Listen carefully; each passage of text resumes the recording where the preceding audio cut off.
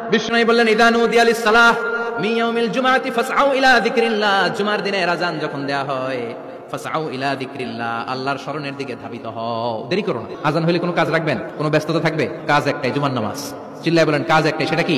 আল্লাহ বললেন ফাসআউ, ফাসআউ এর শাব্দিক অর্থ হচ্ছে দৌড়াও। তো এই দৌড়াও দিয়ে আসলে দৌড়াও বোঝানো হয়নি, এটা দ্বারা বোঝানো হয়েছে আল মুবাদারা ওয়াল ইহতিমাম, ইম্পর্টেন্স দেয়া, এমফাসাইজ করা, গুরুত্বের সাথে আগে আগে প্রস্তুতি নাও।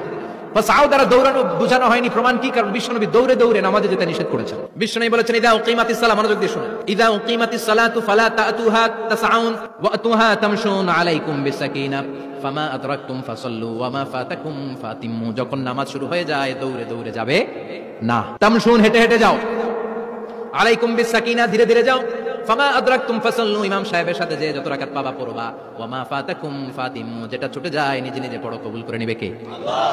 কিন্তু দৌড়ে যায় নামাজ ধরা যাবে? খবরদার, ধীরস্থির ভাবে যাবেন। হাঁটার মধ্যে একটা গুরুত্ব দিয়ে তাড়াতাড়ি ধরতে চাবেন, কিন্তু দৌড়ে যাওয়া যাবে? নিষেধ করেছে। অনেক মুসল্লিরা এটা করে।